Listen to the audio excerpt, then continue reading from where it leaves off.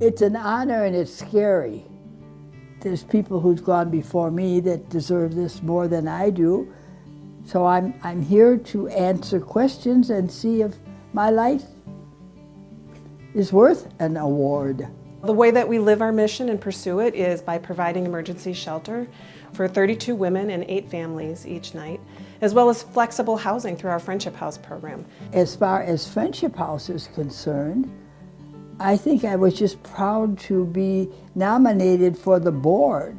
I remember daydreaming with my husband one day when we were driving around the east side saying, you know, we just need one more building. We need one more space where when women who are staying at this shelter need just a little more time to meet their goals, to earn enough money to move out, to resolve a crisis. When the board was preparing to utilize the house in some different way, we had realized that the board did not want to be in charge of the building. We tried several different organizations. We met, I would have them in even as far as Chicago. And who knew that practically next door was a cathedral center? The Friendship House board, led by Jean Larson, wanted to be really thoughtful about what they did next, their next rendition of services to women and families in Milwaukee experiencing homelessness. We met in the dining room with part of Cathedral Center's board, and I thought, whoa, but it worked. When I first met Jean Larson, I was immediately struck by the compassion you could see. And she didn't shake my hand, she gave me a hug. We just automatically began to click. Were there problems? Were there questions? Did we have to do a lot of restoration, a lot of thinking?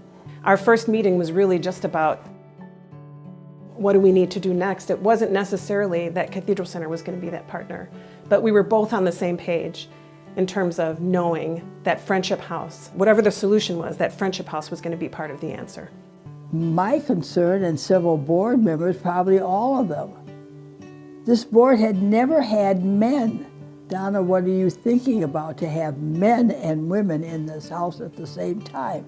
Knowing that part of the reason why Friendship House was working is that men and women were not connecting. One of the first times I walked into the office, there was a young man standing there, and I got educated. This young man was in Friendship House with his daughter, who was maybe 4 years old. I went home and I thought, whoa, this is going to work after talking to him.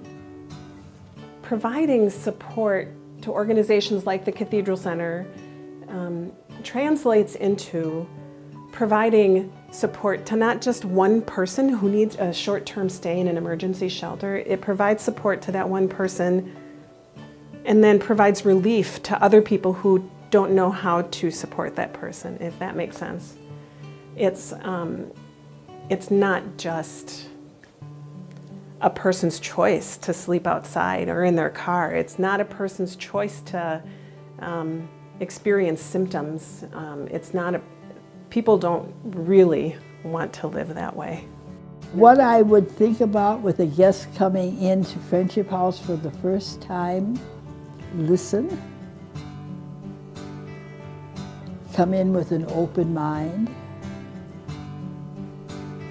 and honesty, understand that this might be your last chance to do it. So you have to give more to the program than even those who are there to present a program.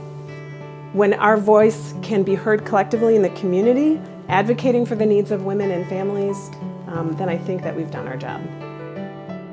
Volunteering can be fun because there's a different kind of responsibility. You're not doing it for money, you're doing it for the love of doing it.